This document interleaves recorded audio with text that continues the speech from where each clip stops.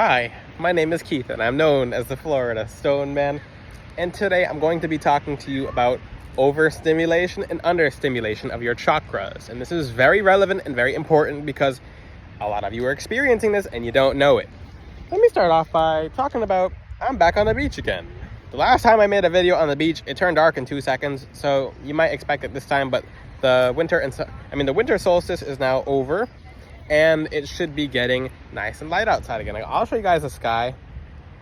It's kind of dark and it's kind of cloudy right now. Florida is random weather, but talking about overstimulation and understimulation, this is very important because the result of both is feeling annoyed and not feeling yourself.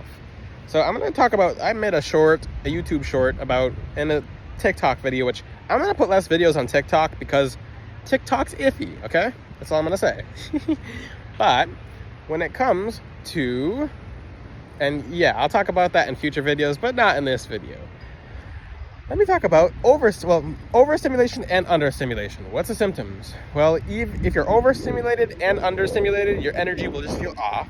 You'll feel weird. You'll feel strange. You won't feel yourself. Your head will feel like it's spinning. You'll feel like you want to snap at people. You'll just feel grumpy, and you'll be taking out negative emotions on other people. And essentially, if you don't limit what negative emotion to other people, it becomes your karma in the end. So don't do that. So it's very important to be correcting any kind of overstimulation or understimulation. And I'm going to talk about understimulation first. Well, actually overstimulation first. So what are symptoms of being overstimulated? Let's think of a cat. A cat. Yes, I said a cat. So if you take a cat and the cat wants attention, and the cat wants just will come up to you like, yeah, that's my cat impression. Because cats are always purring. But what happens if you rub the cat too much? They're just like, get away from me. So most cats are like that. So they're really friendly. They want to be around you. But the cat gets overstimulated when you constantly touch it. It's because cats are a heavy component of energy. They're a very special kind of energy. They're a very specific animal in how gifted they are spiritually. So they can detect energy very easily. What happens when you touch a cat? Their chakras begin to get stimulated by your hand chakras. So everything's energy and everything's transference. When it comes to you petting a cat over and over, they go from being nice and friendly to, okay, get away from me, I'm done being touched. How many days do you guys feel like that sometimes? So how does someone get to the point where they're like, okay, stay away from me, I'm not feeling myself, and they'll lash out towards people around them? And that's one symptom of being overstimulated, is you don't want anything to do with anyone, or you're having too much communication with too many people, or too much communication for your mind to process, because we are just individual beings. And it's raining. It's raining. Okay. It's fine. I didn't know it would be raining. But when it comes to overstimulation, you just won't feel yourself. You'll just feel annoyed. You'll feel like things are just constantly bothering you. And it's not fun. And you lash out at people around you. And you lash out at you just turn into an irritable person, and people don't really want to be around you. You mark badness in people's memories. And you can't really undo it. I mean, sometimes people will forgive and forget, but some people will just be like, okay, the next time they see you, they won't associate with you. That's a karma on its own. But what about understimulation? So basically, understimulation and you have to understand, I'm talking about all the general chakras, but understimulation in the sense that you're just understimulated. This happens with the sacral chakra very often. This is people's the most understimulated chakra is the sacral chakra, because people love all these other pretty crystals, but they don't want to work on what they're supposed to. That seems to be what spirituality is this day and age, is people working on chakras that don't need to be worked on as much, or people working on chakras that are popular. That's what spirituality kind of became. It became more of a trend. It became more popular than actually helping people.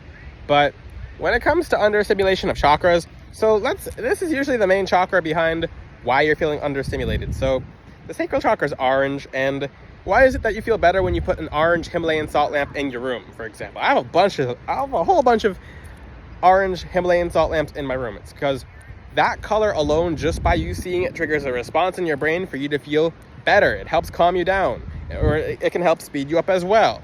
Orange in feng shui is known as a wealth color. So when certain energies are just not being stimulated, that orange color, just by looking at it, stimulates it. So imagine just by working with the color orange.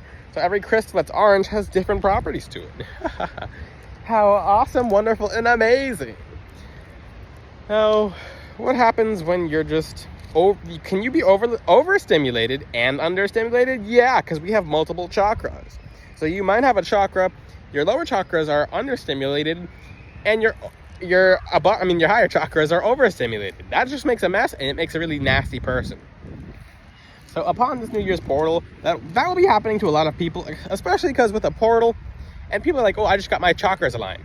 Well, I don't really want to be the bearer. I mean, this is not bad news, but people have to understand, as quickly as your chakras are aligned, 2 minutes later, they can be unaligned again. So it's kind of like that hourglass. You can think of your chakras being aligned or unaligned by the sand that moves into the hourglass. So 2 seconds ago, it was aligned. Now it's unaligned. Sometimes it takes a lot longer because the sand is a lot slower. Sometimes it's quicksand, then it's a lot more heavy, or it's a lot more dense, but it takes a little more time for that energy to move around. Now, what do you do when you're overstimulated, understimulated? What do you do? And I can go, there's an entire list. So I'm going to name qualities of both being overstimulated and understimulated. I'm going to say right now, caffeine will overstimulate you and understimulate you. How is that possible? You can be overstimulated in the sense that it's getting you up and going. You're like, yeah, I gotta do stuff. I gotta do stuff. And how many people do you know when they have coffee, they're like, I gotta do stuff, and then you burn out and you're just like, you're flat out understimulated. It's like, I have no energy left. What's going on? It's like, I don't feel myself. It's because you drink a bunch of coffee. You probably didn't take the vitamins to counter, because coffee depletes vitamins. This is a spiritual channel, but you have to know that coffee depletes your vitamins, especially magnesium. So what does magnesium associate with? Let's think about the crystal magnesite. And I have magnesite in my head. So magnesite helps calm you down and helps you feel relaxed. So what's the anti-properties of magnesite? Just feeling irritated. So at the crown chakra level and at the root chakra level, you're just feeling annoyed. You're not feeling yourself. You feel burnt out. And what else can overstimulate and understimulate your chakras at the same time? Sugar. So people are like, well, Stone Man, can I have anything?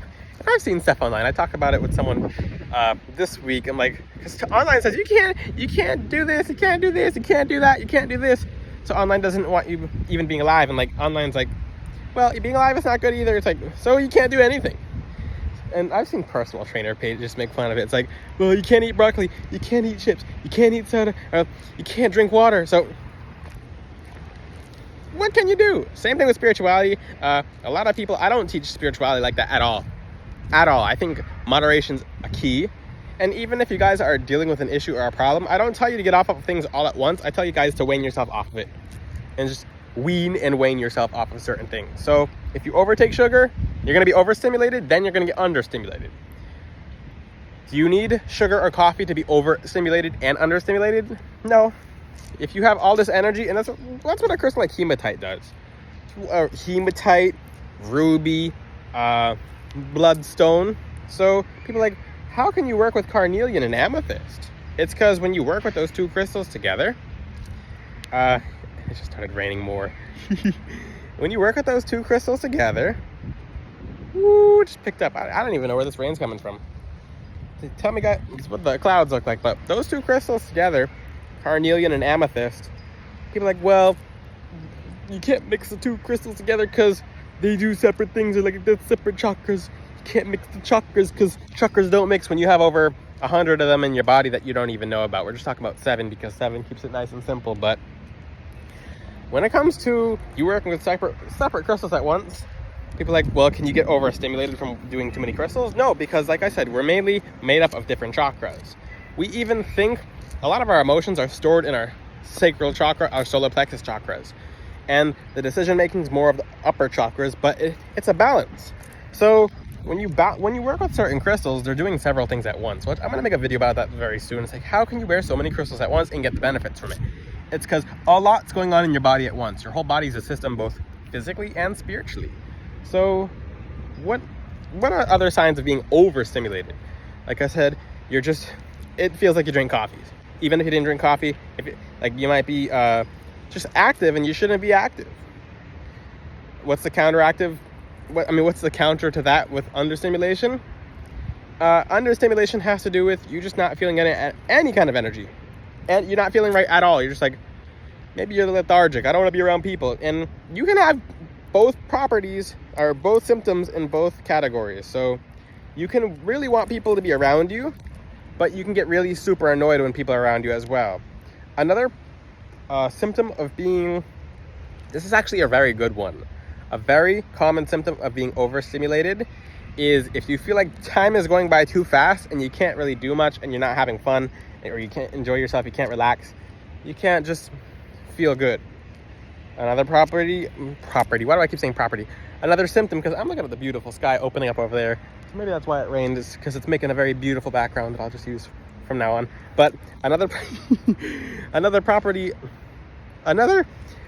property of being understimulated is, another symptom of being understimulated is that you just want time to go by fast. Like, geez, I wish time would pass by faster. You're counting the seconds, you're counting the minutes. It doesn't feel right. Like, time's not moving. You're doing things to get time to go by faster, and you're questioning being alive sometimes, because that's how your chakras can get so off. You're like, why am I here? Why am I alive? Versus people who are overstimulated, they want to. And think about people who ride motorcycles and do these crazy tricks. They're overstimulated to the point where they don't really care about if they're alive or not because of the things they're doing. They're being so dangerous, and like they're driving like they're in a video game, but they don't get a second life on this world. They don't get a second body. They don't get to hit the respawn button. They'll go to the graveyard to run back to their body. Okay, or they don't have to start back at the graveyard and start at level 1 again. I don't know what video games you guys play, but but the thing is, so that overstimulation and understimulation can lead to, and it depends how extreme it is as well. So what are more properties? I'm just going to say properties now. Maybe it's meant to properties of understimulation, properties of overstimulation. Well, I hope you guys are getting the gist of it, because there's a billion different symptoms. There's a billion different characteristics. There's many different chakras that it could belong to. Let's talk about overstimulation of the heart chakra. So overstimulation of the heart chakra, you're giving too much. That's one thing about myself that I have to cut off. I'm very giving. So I see people start taking my time and start, trying to bend it or manipulate it, and I pull back. I'm like, nope. Same thing with people like, and some people will do that in TikTok Live, and I'll just flat out yell at them. I'll be like, hey, chill out.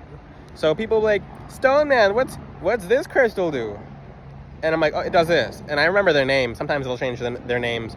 And that's time too. You're giving time. So you'll say, hey, Stone Man, blah, blah, blah, blah, what does this crystal do? And they'll try to ask the same question 100,000 times to see if you answer it differently. So they're actually taking your energy. They're using it as kind of a game.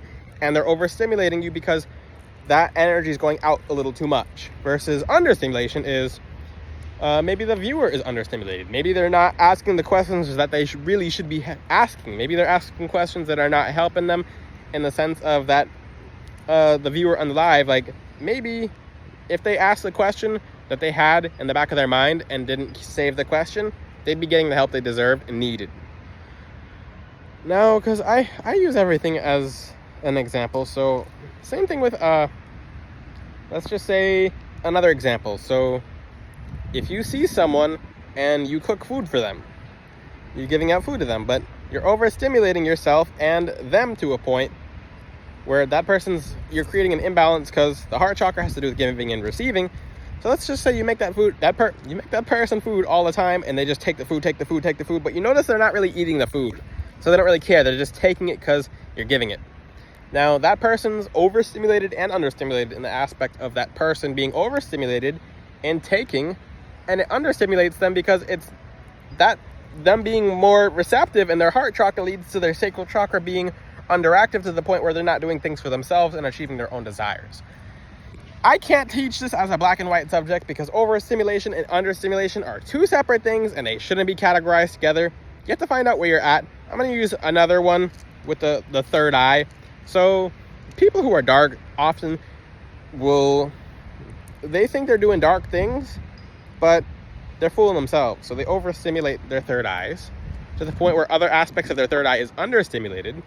So let's just say, because some of these people who are extremely dark and evil, they think they're stealing someone's gifts, which you can't ever steal a spiritual gift.